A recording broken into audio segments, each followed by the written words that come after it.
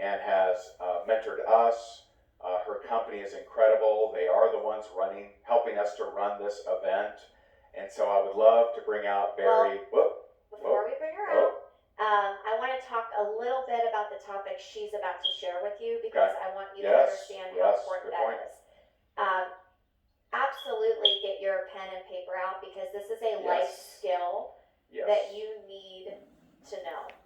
And this is how to overcome, her topic is really how to overcome objections, not only for the people around you and your team, but for yourself. Right. So she's going to be sharing with you this life skill that she is a master at, not only for your team, maybe even your upline or your sideline, the people around you personally, your circle, or the business people around you, but also for yourself, which, as we know and we've learned this week, is some of the most important ones to get over. So yeah, and she's going to talk about the art of enrollment, how to get people around you to really buy into what it is that you're doing. And I'm so excited and honored to bring out one of our mentors, someone that we really look at as a partner, Barry Baumgartner. There she is.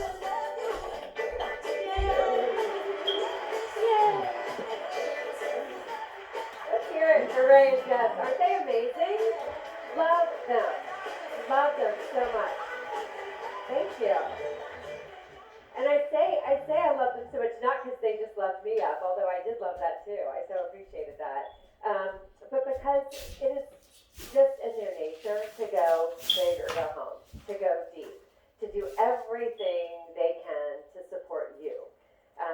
This is my honor to work with them for the second year in a row, planning their live event. And as they said, we do, I don't know if you'll know all these names, but in our space and the niche that we work in, we work with some of the best speakers, authors, and influencers in the business. Somebody you're going to meet today who's going to be on the stage, Pete Vargas, he's one of our clients.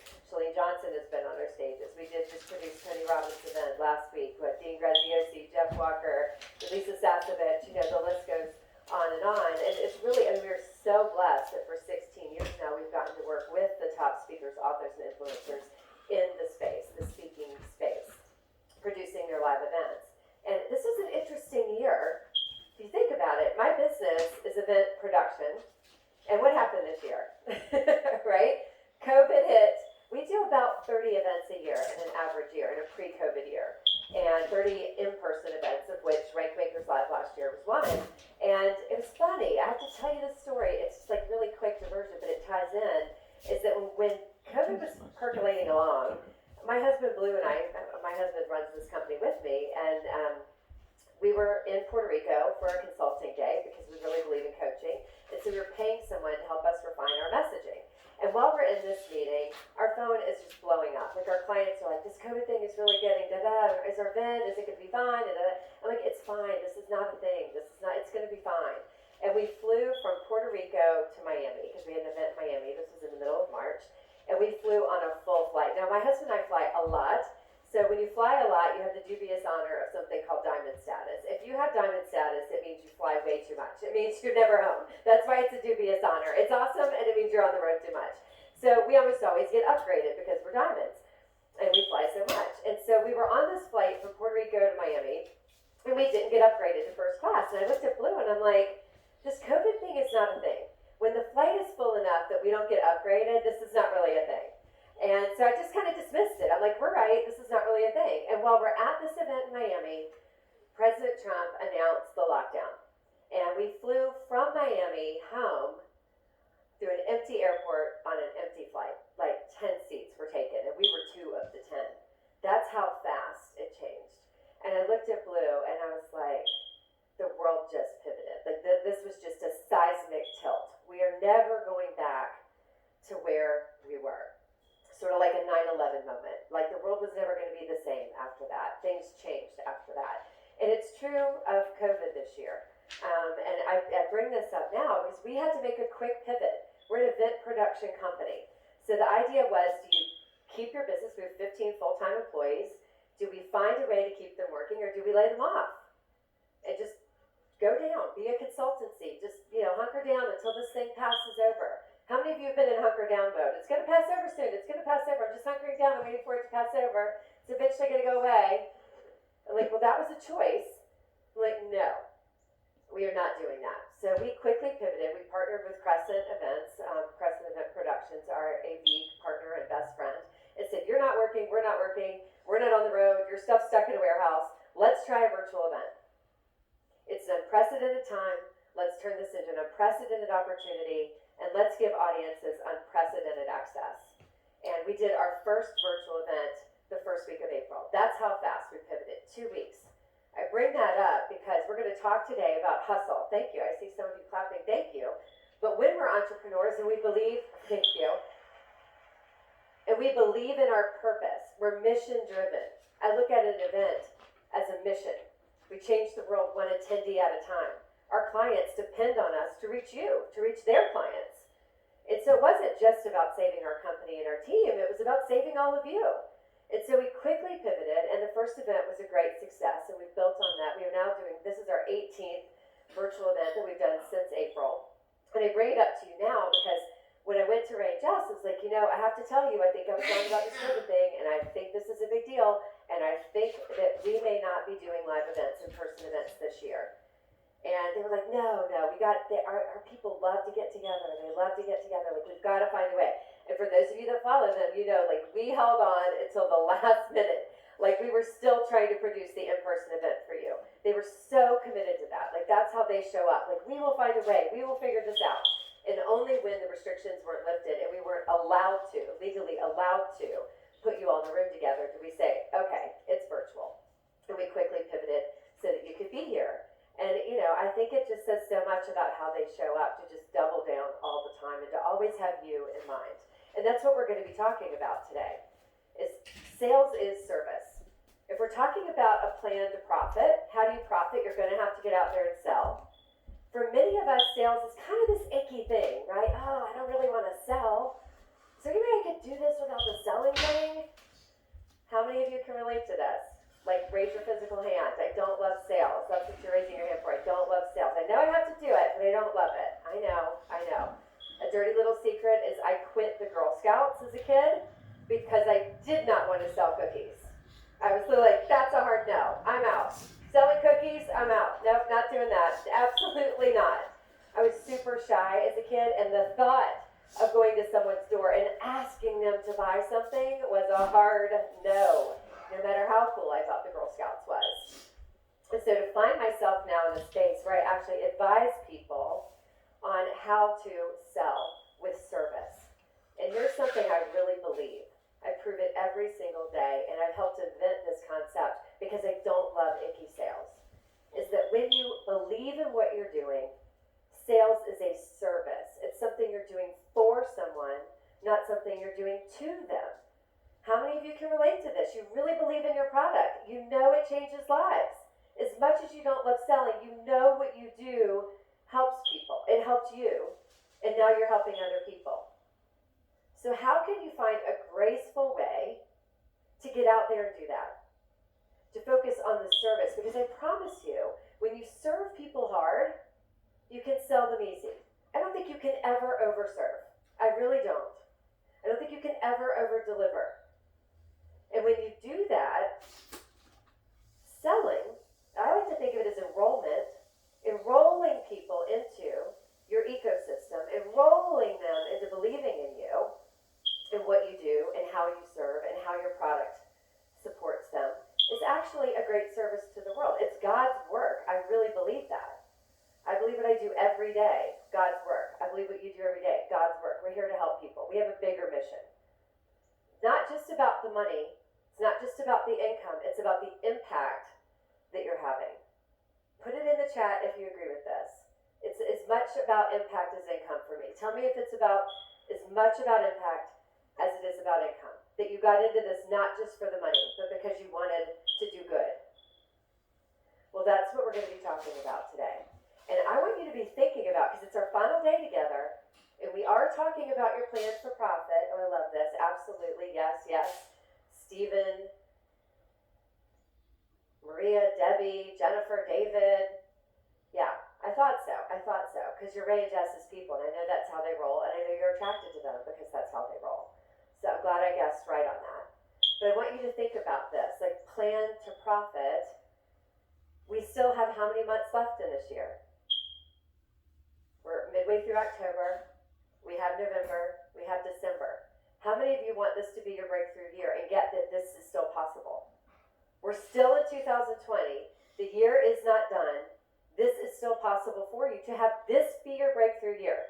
And this I know about you because it's true of all entrepreneurs. COVID is the great equalizer. You're either having your best year or you're having your worst year. There's no in between with COVID.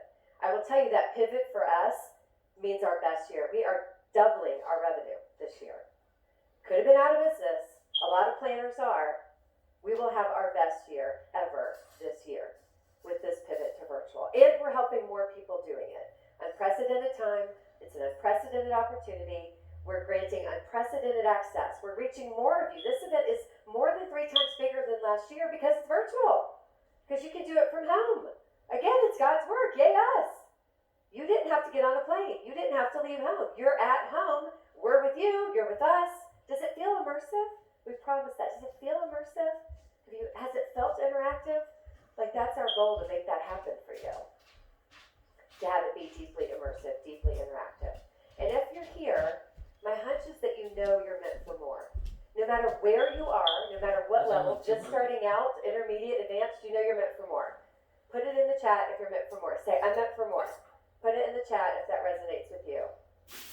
I want you to do a gut check on that. Because with the sales and service piece, knowing you're meant for more, serving people, having impact, that knowing you're meant for more is what's going to get you up every day, and it's what's going to get you through the hard times. And meant for more, in my mind, means enhanced opportunity. You want enhanced opportunity. I define enhanced opportunity as be more, do more, have more, and make more. In that order. I want to be more clear. I want to be more confident. I want to do more in half the time. I want to have more work-life balance. I want to have more time with my family. I want to have more vacation. And I want to make more. So many of you might think it's make more first. Like, well, why would make more be last? Because if you don't learn to be more clear, if you don't learn to do more in half the time, if you don't learn to have work-life balance, you'll never make more. Those pieces are the conduit to make more. That's why you see Ray and Jess focus so much this weekend on that. It's why profit is the last day, not the first day. You had to do all the other heavy lifting in order to get to this piece. You had to find the small hinge that could swing a big door. You had to embrace your comeback story. You had to get right with the fact that you can come back. Because we're all coming back from something. Nobody gets this far in life without having to come back from something. Hello. You might be hiding from it. Hey, But how you Heather, doing? how amazing is she? I can so relate to her. As a kid that was This is bullied Lynn. in school, a This big is part of Lynn. my How you story is doing? that. I could so relate to that. I loved what Ray said to her last night. It wasn't about you. It was about them. Don't make it about you. And that's true with sales and service too. You have to believe that you are meant for more and the work you do matters and serve so hard that the selling is easy. Because with this, you can have time and money freedom to work where you want, when you want, with who you want. And how great is that? Really? How great is that? Work where you want, when you want, with who you want. Yeah. Yeah, that does deserve applause because that's why you're all here. It's so awesome to be in control of your own economy. You don't have to worry about the lockdown. You don't have to worry about getting furloughed. You don't have to worry when the next check is coming. You don't have to worry about who gets elected if you live in the United States. Big deal right now. You don't have to worry about that because you can create your own economy. The power in that is huge. But the key to all of that is overcoming objections. It's what I think of as the art of enrollment. It is an art, I believe that, and it is a life skill that you absolutely need to know. If you want to generate more income, if you want to have more impact, you have to master the art of enrollment, and you have to learn to overcome objections. And I'm going to show you how today. Enrolling the people around you, your team, your tribe, your upline, your downline. So let's talk about that for just a second and how this looks, because here's the thing. Doing 30-some events a year, or for 16 years, our business has been around for 16 years and started Sage literally from a bedroom in my house in 2004. It was a part-time gig of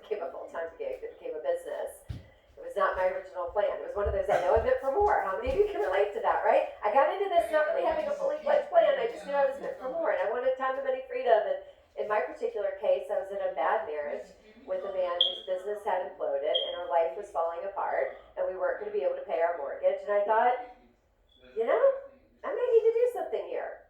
What am I good at? I'm good at events. Maybe I'll start an event company. Maybe I'll start from a bedroom in our house.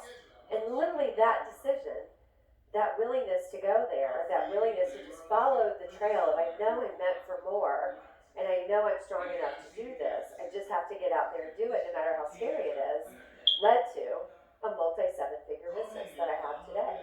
Led to our best year, and a year with most planners are out of business. Thank you. Thank you. But it's not about me, it's about you, because I know you can do it too. You can take that bedroom in your house and you can turn it into a business. You can turn it into time and money freedom. And the way that I've come up with what I'm about to share with you is doing event after event after event, working with business owner. I'm building my own business. What I've learned is any country, any language, any niche, any market, any of those things, what I'm about to share with you works. We've tested it. We've done it in Brazil, we've done it in France, we've done it in Portugal, we've done it in Spain, we've done it in England. I mean, our methodology is used around the world because it works and because it's true to just the experience of being human. This is what I know to be true. That objections, I don't have the best handwriting, but objections fall into these categories. And I want you to guess, what do you think T stands for? Like, what is the primary objection here? The very first one. Let me see it in the chat. Time. You got it. This is time. And what do you think M stands for? Let's see that in the chat. Yep. Oh, you guys are so good. Yep, money. How about S? The first S, the big S. Let me see, I'm going over here. Ah, yes, spouse. You got it. Spouse, significant other, business partner. F is fear. And this one, this is shame and self-doubt. Now, the reason I wrote these this way is that they actually show up in this order. The hierarchy of objections is time, money, spouse, fear, shame, and self-doubt. And here's the thing. Time is first because it's the easiest one. If you think about your downline, quite frankly, if you think about yourself, what shows up? The very easiest objection when you're trying to make a decision about something. I wish I could, I just don't have the time. That sounds great, I'd love to do that. I just don't have time. We're actually fairly accustomed to just telling people we don't have the time. Money is a little bit deeper, right? Oh yeah, I'd love to do that, but I can't afford it. I would love to do that. I can't afford that inventory. I wish I could. I really don't have the time and I don't have the money. I just can't afford to do it.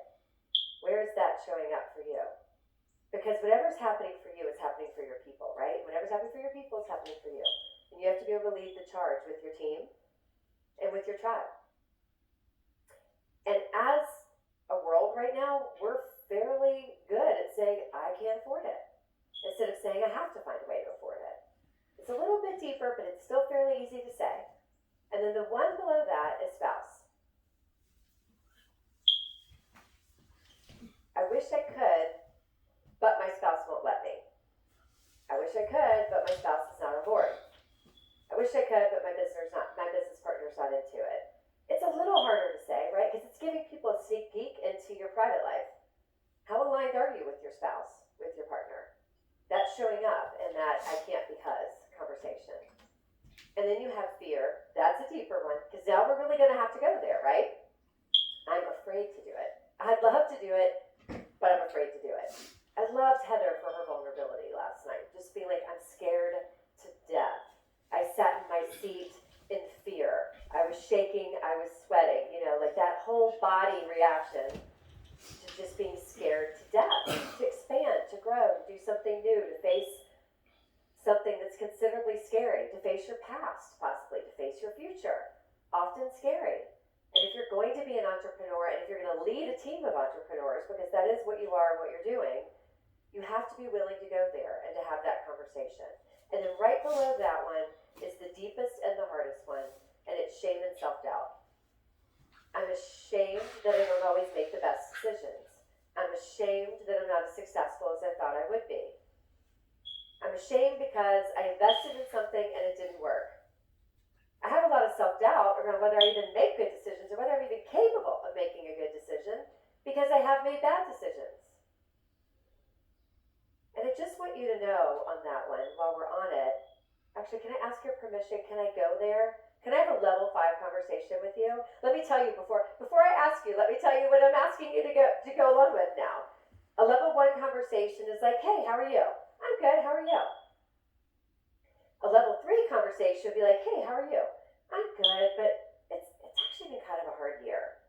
This year hasn't gone the way I expected. Having the kids at home all the time is harder than I thought. It's really taxed me as being a mom, you know? How about you? It's a little deeper, right? And a level 5 is how are you? It's best friend talk. It's girlfriend talk. It's glass of wine talk, right? It's pouring your heart out talk. How are you doing? Oh my God. Can I be honest? This has been the worst year. I'm like freaking out. This has been super hard. Starting to doubt everything. I'm fighting with my husband all the time. Like, I actually kind of don't like my kids. You know, like that's a level 5 conversation. How many of you in COVID, like this is what I believe to be true in COVID. You either realized how much you love your family, or you realize you actually don't like your family, or you realize that you don't have a family, right? I'm getting applause on that one. But it's true. It's like the more time you had at home with them, you're like, wow, you're so much better than I even knew, and it kind of breaks my heart I don't spend more time with you. Or, wow, I never spent this much time with you. It turns out you're fairly unlikable. No wonder I'm never in. How did it get here? Or, wow, this apartment has never seemed so empty. Like, it's me and a plant. Like, it's pretty lonely in here. All that came to roost for you and for your people this year.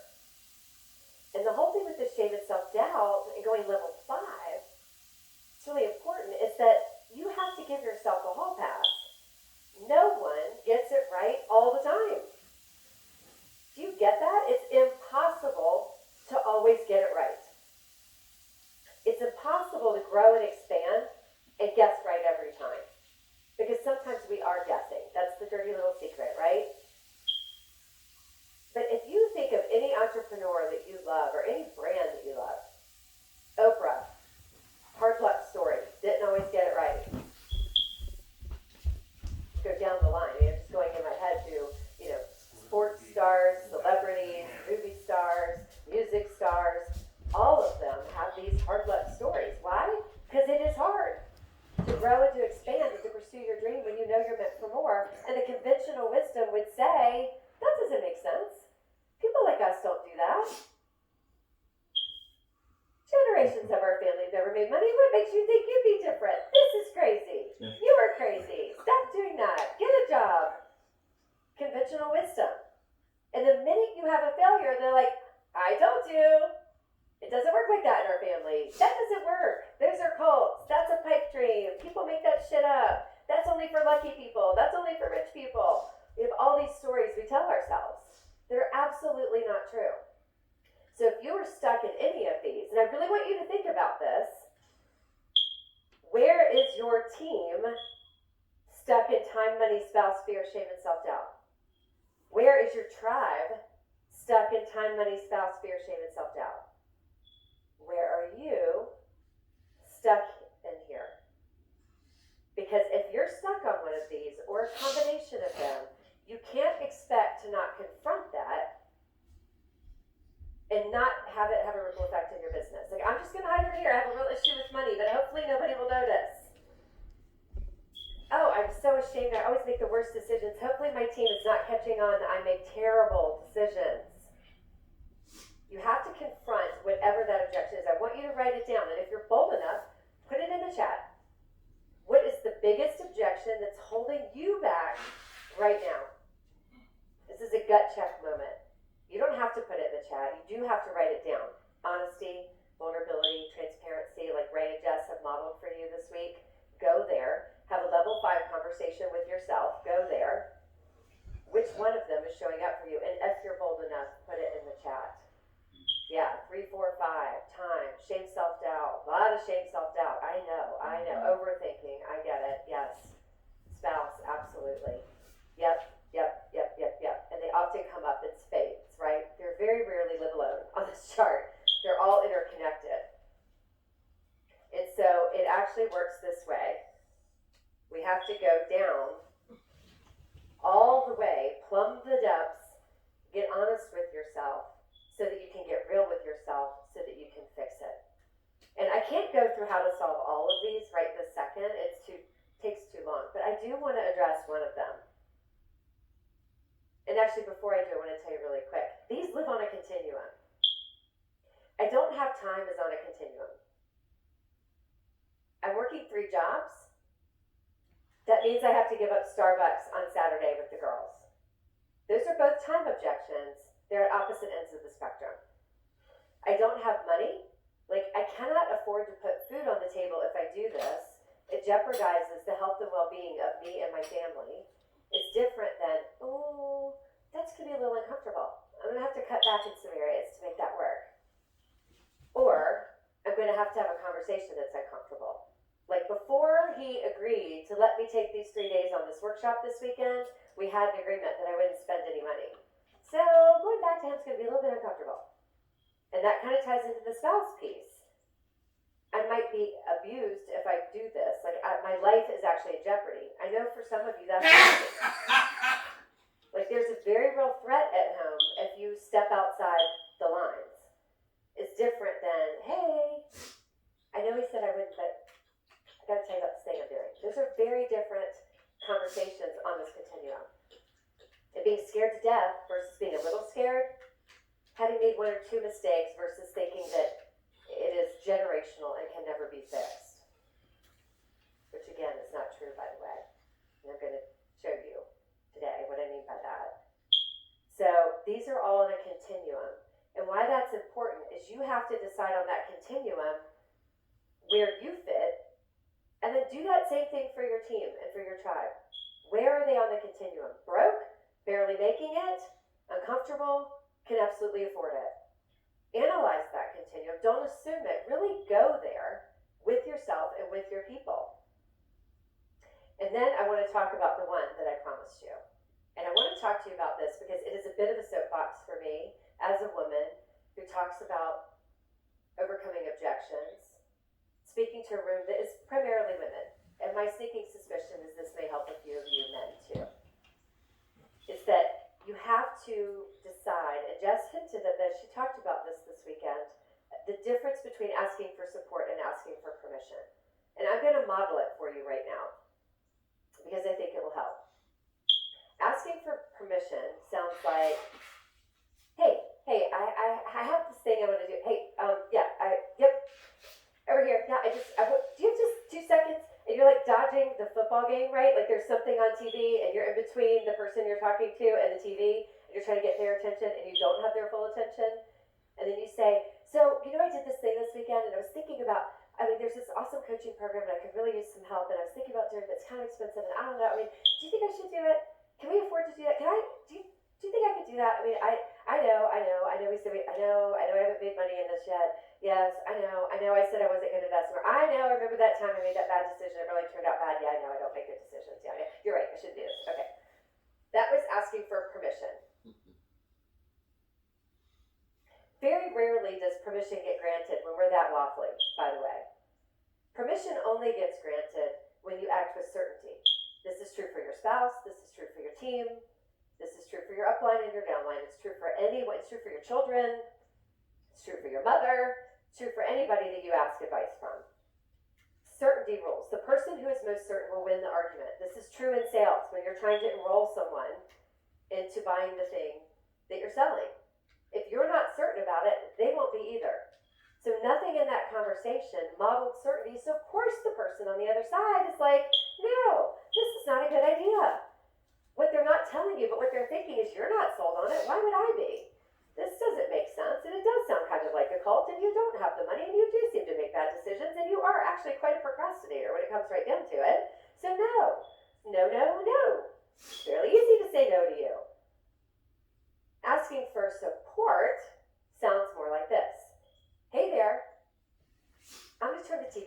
second? I know it's not the best time, but there's an awesome little thing called recording a replay. You can watch it later. This is really important.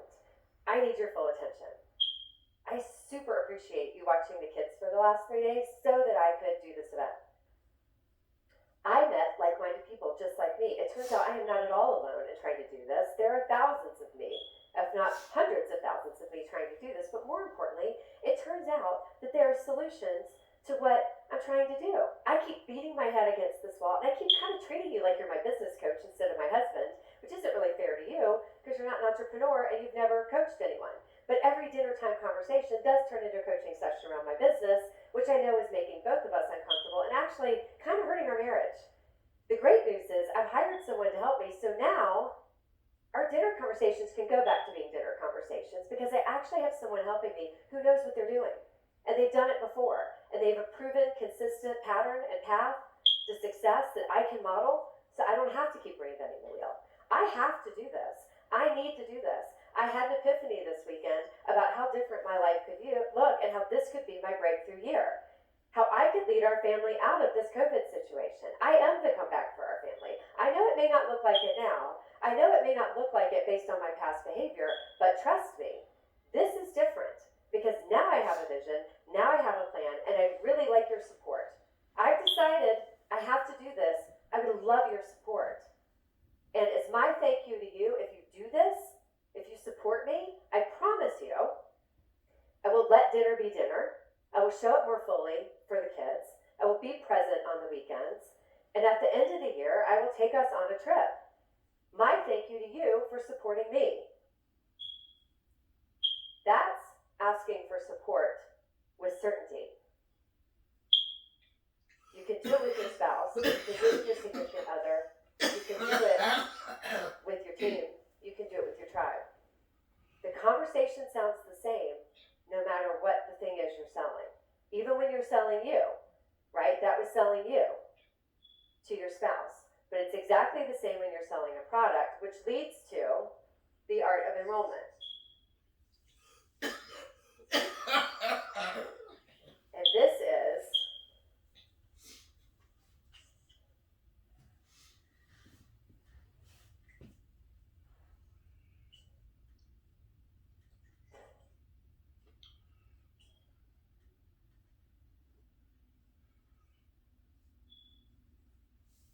didn't do a great job of lining these up, but there's 5 that go down,